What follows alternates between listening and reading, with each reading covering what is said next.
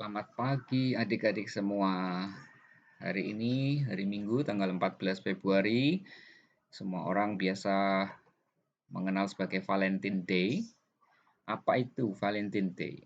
Hari kasih sayang. Nah, kasih sayang itu bukan hanya soal mengasihi secara romantis ya, pacaran, bukan. Tapi kita melihat kasih sayang menurut firman Tuhan adalah kasih yang sungguh-sungguh menginginkan orang lain mengalami sukacita, bahagia, kesenangan untuk orang lain. Kalau romantis itu untuk diri sendiri, menikmati sendiri, fokusnya beda. Tuhan mengajarkan kasihlah Tuhan Allahmu dan kasihlah sesamamu. Kasihlah Tuhan Allahmu artinya menginginkan Tuhan yang senang, Tuhan yang dimuliakan, Tuhan yang diagungkan. Mengasihi sesama, sesama yang diuntungkan, sesama yang mengalami kebaikan. Kita berusaha mengupayakan itu. Itulah kasih. Itulah kasih yang kita harus upayakan. Nah, hari ini kita akan belajar apa itu yang paling penting untuk kita orang percaya, mengasihi. Dan menurut Zinzendorf, saya ingat itu bapak misi modern ya. Zinzendorf lahir tahun 1769. Dia mengatakan begini, sesungguhnya itu misionaris itu siapa? Misionaris itu adalah orang yang bersatu dengan Kristus, itulah misionaris. Dan orang yang belum memiliki Kristus atau belum percaya kepada Tuhan, itu adalah ladang misinya. Nah, saya ulang sekali lagi ya. Orang yang bersatu dengan Kristus, itulah misionaris. Dan orang yang belum memiliki Kristus, yang belum bersatu dengan Kristus, itu adalah ladang misinya. Dan dia bilang, ladang Tuhan adalah seluruh dunia. Dan seluruh dunia ini adalah ladangnya. Sehingga dimanapun kita tinggal, di situ seharusnya kita menjadi paling bermanfaat ketika kita memenangkan jiwa bagi Kristus. Sebab Kristus adalah satu-satunya yang dia usahakan. Kristus adalah satu-satunya yang dia inginkan. Nah, itulah seorang misionaris. Menginginkan hanya satu saja, itu Kristus dimuliakan. Mari kita berdoa sebelum kita mendengar firman Tuhan dan memuji Tuhan. Bapa di surga, pagi ini kami ingin merenungkan tentang kasih Tuhan. Yang seharusnya kami sebagai seorang masing-masing sebagai misionaris harus hidup di dalam kasih. Tolong kami Tuhan supaya kami merenungkan kembali kasih Tuhan melalui belajar dari Zinzendorf dan juga Joseph Camp yang merupakan Rasul Maluku. Tolong kami untuk belajar dari kehidupan mereka, bagaimana mereka mengikuti dan menaati Tuhan, mengasihi Tuhan di atas segalanya. Jadikan kami anak-anak-Mu yang mengasihi Tuhan juga. Dalam nama Tuhan Yesus Kristus kami berdoa. Amin. Mari kita menyanyi dulu lagu ini.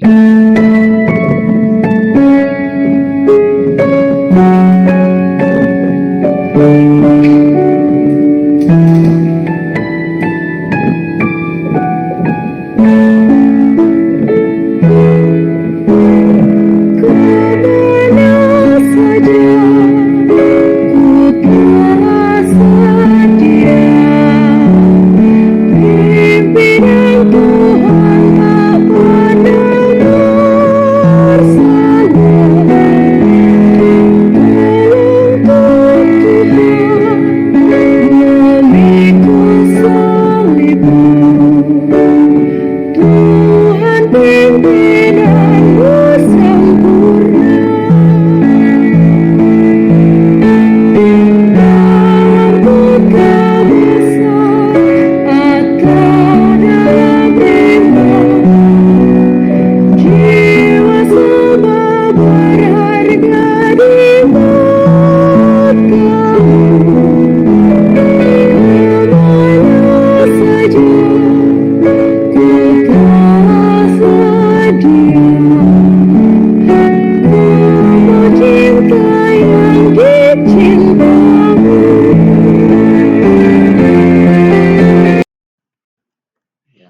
Kita akan mendengar renungan dari GRII Bandung mengenai panggung boneka dari GRI Bandung tentang Yosef.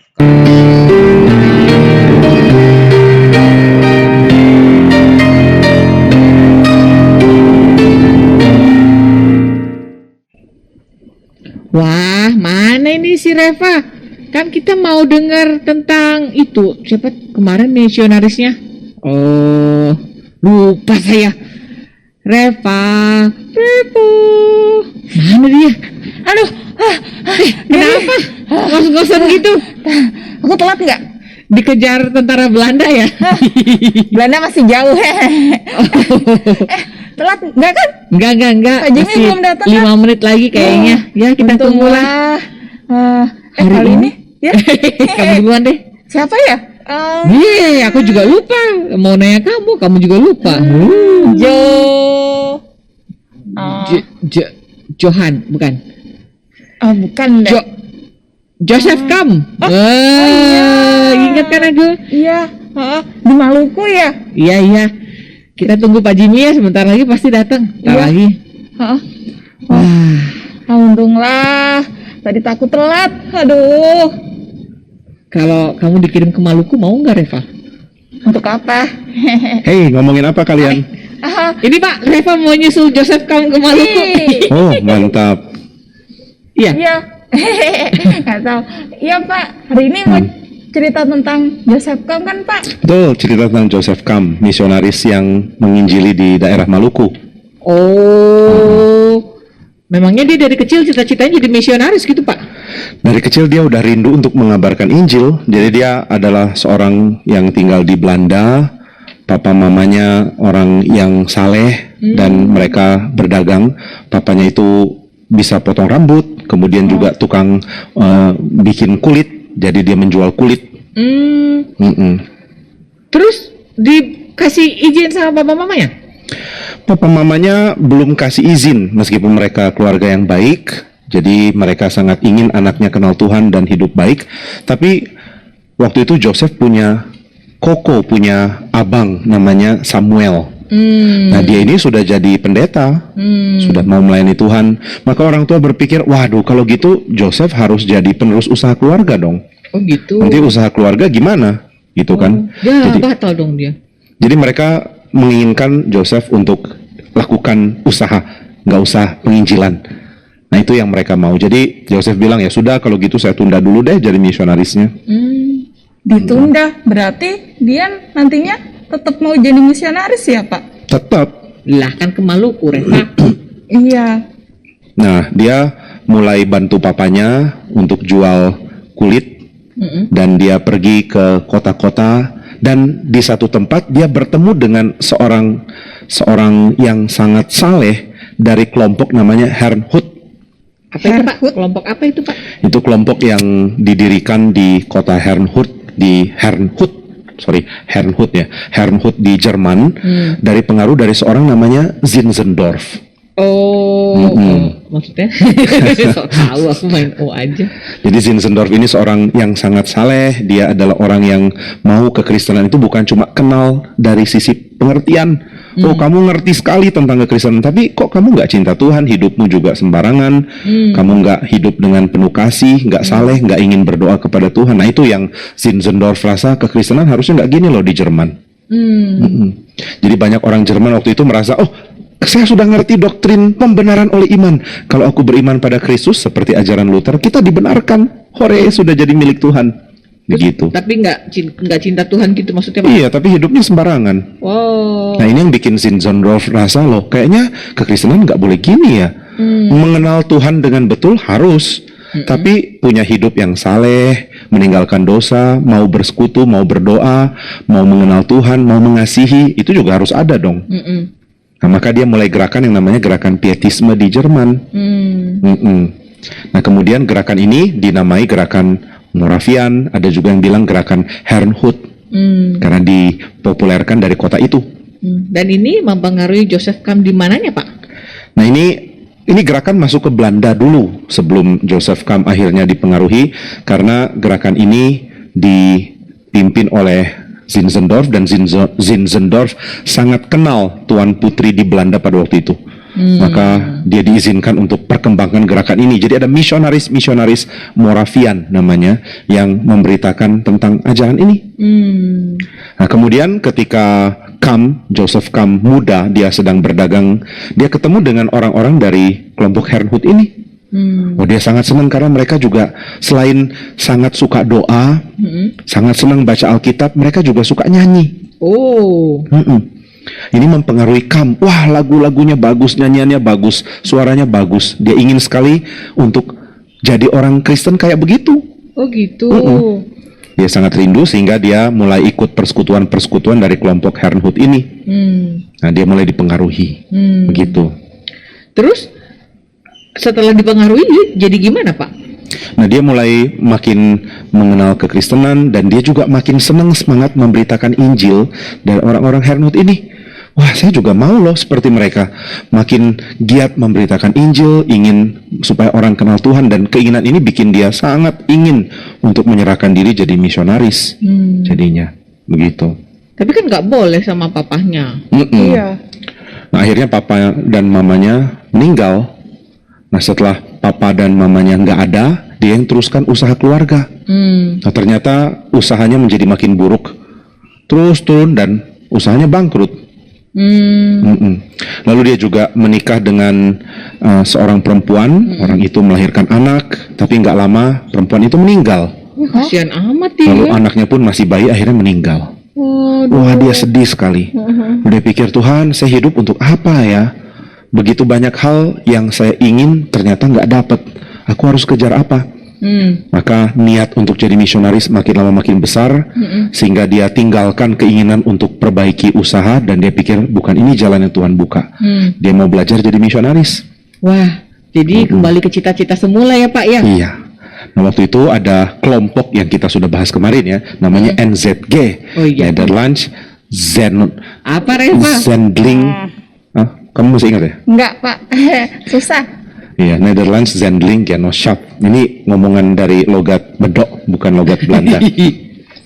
Nah, dia belajar menjadi misionaris di sana, dan ternyata nilai dia bagus. Wah, ini orang memang punya kesenangan untuk menjadi misionaris. Dan Untung ya, dia benar-benar jadi misionaris ya, Pak ya? Karena dia ternyata sangat dipakai Tuhan di sini, bukan pedagang kulit untungnya. Iya. Lalu? Nah, kemudian dia mulai memikirkan cara untuk diutus, dan dia sangat ingin untuk pergi ke Hindia Belanda, ke Indonesia. Nah, waktu itu ada beberapa tulisan, ada banyak tulisan populer, termasuk Justus Hernius yang kita bahas kemarin. Lalu ada orang yang tulis begini, Ambon sebagai surga bagi rempah-rempah. Jadi dia mengatakan, kalau mau jadi kaya harus lihat Ambon. Kamu pergi ke sana, kamu akan lihat begitu banyak rempah-rempah, suburnya bukan main. Ini tanah kayak surga. Akhirnya banyak orang yang mau ke Indonesia. Orang Belanda sangat ingin untuk tinggal di kepulauan di Nusantara, di Indonesia, sehingga negara ini jadi populer loh di Belanda. Nah, maka Joseph Kam merasa, saya mau memberitakan Injil di sana, karena banyak orang mengatakan, hei, daerah Hindia Belanda harusnya nggak cuma untuk ini dong, nggak cuma untuk berdagang, harusnya juga jadi daerah yang diinjili. Kekristenan di sana harus diperhatikan. Maka semangat Joseph Kam sangat menggebu-gebu, saya mau ke sana memberitakan Injil. Wah, itu yang jadi cita-cita dia. Gimana caranya dia ke sana, Pak? Nah, akhirnya dia mau diutus, tapi terjadi sesuatu, Apa, Pak? yaitu Belanda diserang sama Napoleon dari Prancis. Terus pengaruhnya, Pak? Oh, besar, ini pengaruhnya berkait ke politik. Karena Napoleon menyerang Belanda dan menaklukkan Belanda, Napoleon mengklaim Belanda adalah negara bagiannya Prancis. Gitu.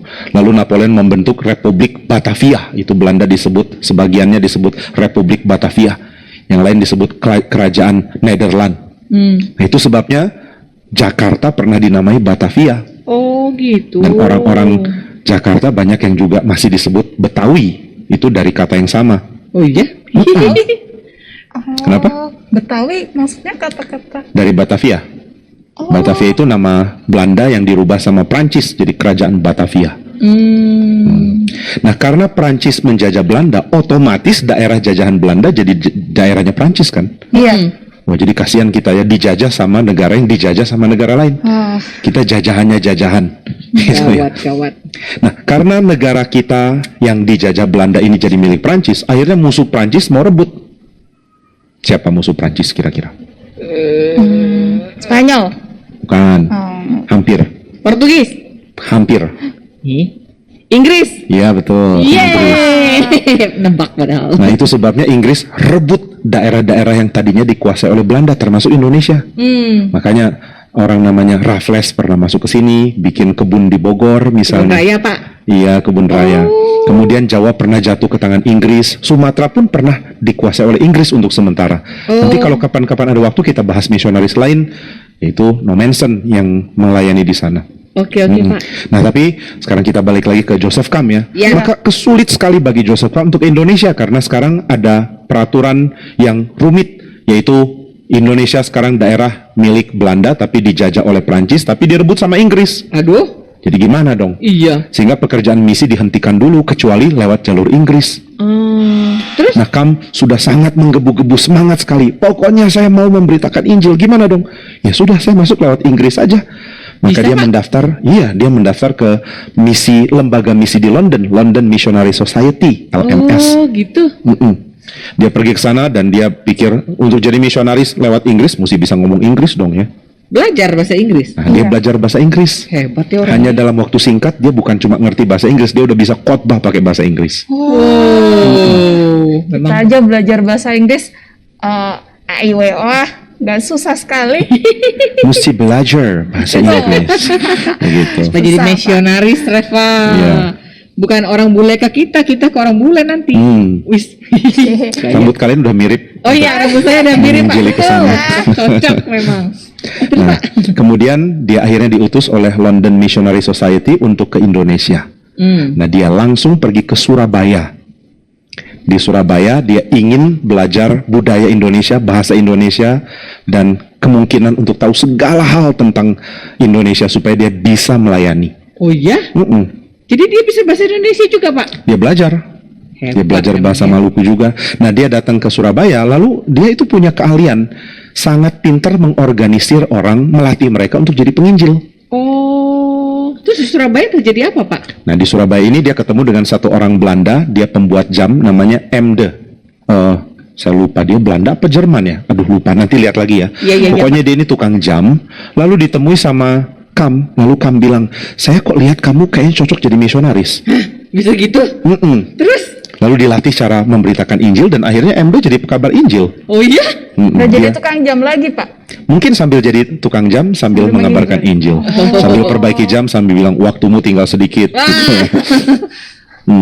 Terus, Pak, terus, Nah, Pak? kemudian Kam mulai menyadari dia sangat mungkin dipakai Tuhan karena beberapa hal. Bukan cuma karena dia pintar memberitakan Injil, tapi karena dia suka segala hal tentang gereja.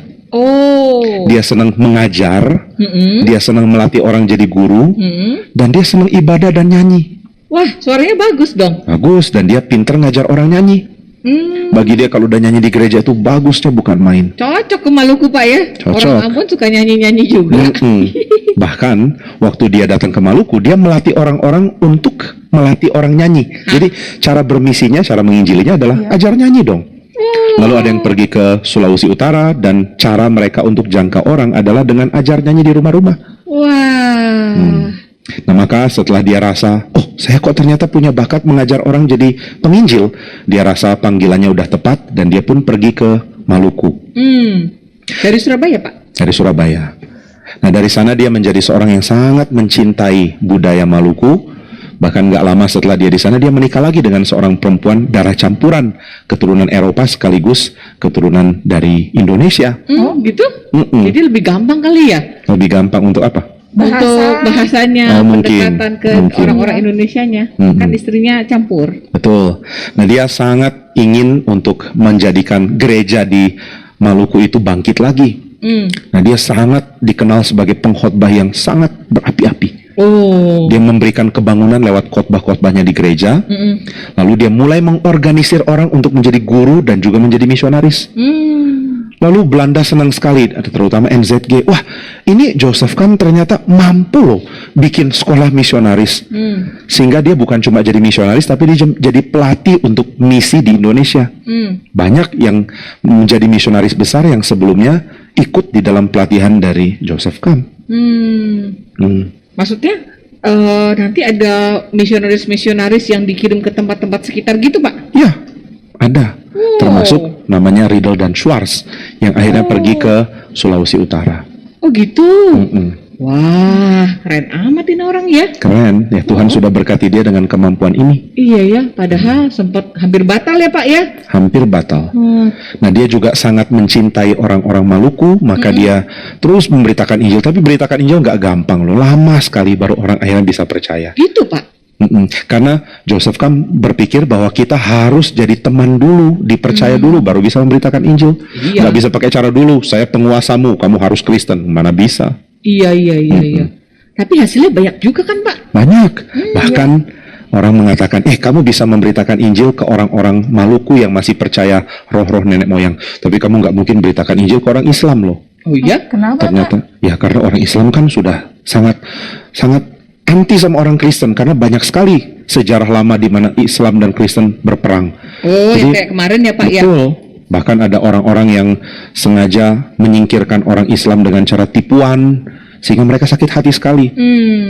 Apalagi di Maluku terjadi banyak sekali peperangan dengan Portugis, dengan Belanda. Padahal cuma demi uang aja itu ya. Iya. Bukan. Nah, tapi Joseph kan membuktikan dengan pendekatan yang baik, dengan pengertian, dengan berita yang penuh kasih, pasti mereka bisa dimenangkan. Dan benar, lebih dari 120 orang akhirnya mau jadi Kristen, padahal tadinya mereka percaya sama agama Islam. Oh gitu. Akhirnya ada yang percaya juga. Ada juga. Iya ya. Jadi orang Islam mulai lihat, ternyata ada Kristen yang jahat, Iya. ada yang tulus dan baik, gitu. Mereka Iya, mulai jadi bisa bedakan. Nggak bisa sama rata ya Pak ya? Begitulah. Lalu dia mati di Maluku sampai Iya. mati. Wah, misionaris itu ya Pak ya. Kalau sudah cinta daerah yang tempat dia misi, sampai matinya pun di situ ya Pak ya. Dikubur di situ. Disinilah saya mau berada, mau bersatu dengan tanah Maluku, dia bilang. Wah, hebatnya orang bisa gitu ya Reva ya. Iya. Bisa gitu ya Pak ya. Orang kalau cinta Tuhan dan jadi misionaris hatinya bisa gitu ya. Karena kita percaya kalau orang sudah cinta Tuhan, Tuhan akan berikan beban untuk cinta sesama. Oh. Ada orang-orang yang diberikan beban untuk cinta sesama di lingkungan sendiri. Misalnya mungkin kamu sekarang, Gary dan Reva, dituntut Tuhan untuk belajar mencintai teman-teman, orang sekitar. Tapi ada orang yang diberikan beban mencintai bukan cuma orang di daerah sendiri, tapi orang yang jauh, yang nggak dikenal sebelumnya. Yang nggak bisa bahasanya gitu ya Pak ya. Orang yang budayanya lain, bahasanya lain. Lalu mereka bilang, aduh Tuhan, saya kok bisa cinta orang sana ya? Padahal saya nggak pernah kenal, nggak pernah tahu. Berarti Tuhan yang taruh beban. Oh. Begitu. Iya. Sampai mau lama sekali ya, puluhan tahun ya Pak dia di Maluku Pak. Iya. Wah. Kamu pernah dengar juga tentang Joseph Kam kayaknya ya, Gary dan Reva. Saya sih enggak Pak, baru kali ini dengar. Oh gitu. Kali ini, Pak. Oh gitu. Ya, Iya. yang lainnya nebak-nebak. Oh, terus Pak, karena jasa-jasa Joseph Kam, apakah masih dikenang sampai saat ini sama orang iya. Maluku? Orang Maluku bilang dia ini rasul untuk tanah Maluku. Wow. Tuhan yang panggil dia untuk beritakan Injil di sini. Iya. Sebelumnya berarti orang Maluku percaya apa Pak? Orang Maluku ada yang percaya roh-roh nenek moyang, ada yang udah Kristen tapi Kristennya dingin karena nggak terlalu diurus sama pemerintah Belanda waktu itu. Iya, banyak perang gitu ya Pak ya. Oke. Dan juga ada yang Islam. Jadi kalau lihat sejarahnya, Maluku ini adalah tempat yang banyak sekali konflik karena dimanfaatkan untuk dagang, tapi akhirnya menjadi tempat persaingan untuk agama. Nah itu sebabnya masuknya Joseph Kam sangat penting karena orang akhirnya bisa menjadi stabil untuk lihat Kristen bukan cuma sekadar orang yang mau dagang atau orang yang mau ambil keuntungan, tapi orang yang benar-benar mau membangun masyarakat Maluku. Wah, untung ya ada orang Kristen kayak gini ya Reva ya. Iya. Jadi benar-benar bisa tahu Injil yang benar, yang nggak campur-campur sama apa Pak tadi? Dagang-dagang gitu ya Pak ya? Iya. Lalu orang-orang yang dulunya percaya sama roh-roh nenek moyang menentang sekali Joseph Kam. Mereka bilang, pokoknya kalau Joseph Kam ini berani ganggu agama kami, nanti ada roh-roh jahat akan ganggu dia. Beneran diganggu Pak? Wah, Joseph Kam itu orang yang sangat suka berdoa. Maka orang-orang mengatakan karena dia doa, roh-roh jahatnya takut. Jadi mereka bingung, loh roh-roh kami kok malah takut sama dia, roh jahat takut. Jadi mereka mulai takut sama Joseph Kam. Kurang sakti roh jahatnya. Iya, tapi kalau ditanya, Joseph Kam, kamu bikin mereka nggak lagi menyembah roh nenek moyang atau roh-roh jahat, itu dengan cara apa? Joseph Kam cuma bilang, ya saya cuma berdoa, dan saya cuma memberitakan Injil. Itu yang saya lakukan. Orangnya saleh banget ya Pak ya. Ya, dan dia pengaruhnya besar sekali, sehingga ketika ada permusuhan antara orang Maluku dengan orang Belanda, mereka mengatakan kami akan singkirkan semua orang yang kulit putih yang dari Belanda dari sini, kecuali Joseph Kam, katanya. Karena mereka sangat cinta dan hormat sama orang ini. Wah, bener-bener ya kesaksian hidupnya luar biasa ya Pak ya. Iya, Wah, kalian harus jadi kayak dia juga. mau Pak. Mau ya? Iya, itu bener-bener wow deh. Pak, nanti Joseph Kam mau mengaruhi siapa aja? Ada banyak. Nah, mungkin kalau kamu mau bisa dengar penginjilan yang ada di daerah Sulawesi Utara. Mau. Nah, ini juga dari pengaruh yang diberikan Joseph Kam. Siapa Pak orangnya Pak? Ada Riddle dan Schwartz, 2 orang. 2 orang. Oke, siapa tahu nanti Gary dan Reva. Gary dan Reva Schwartz. Oke, Minggu depan ya Pak. minggu depan ya. Sampai ketemu ya. Ya, terima kasih banyak Pak Jimmy. Terima kasih, Tuhan berkati kamu, Gary, Reva. Iya. Terima kasih. Oke, saya permisi dulu ya. Iya, Sampai dah, ketemu. Pak. Bye-bye. Wah, Iya. Nah, adik-adik, kita bersyukur kepada Tuhan karena cerita tadi ya mengenai kehidupan Joseph Kam. Saya harap kita semua bisa belajar dan mari kita berdoa. Tuhan, kami sungguh mengucap syukur. Kami ingin belajar hidup seperti Joseph Kam, di mana hanya Tuhan yang terutama dalam hidup kami, dan kami berdoa agar Tuhan menumbuhkan cinta kami, dan kami semakin hari semakin mengasihi Tuhan, biar kami juga berkata seperti lagu tadi, kemana saja Tuhan kehendaki, Engkau mengutus kami kemana saja di kota besar atau di tempat yang jauh dari kami, di rimba, di mana ada orang-orang yang belum percaya Tuhan, kami boleh menjadi berkat untuk mereka, untuk memenangkan jiwa mereka, untuk memberitakan Injil dan menjadikan mereka murid Tuhan seperti kami sudah menjadi murid-Mu. Terima kasih Tuhan, kami berdoa hanya di dalam nama Yesus Kristus, Juru Selamat kami. Amin. Baik, selamat pagi adik-adik, dan sampai ketemu minggu depan lagi. Bye.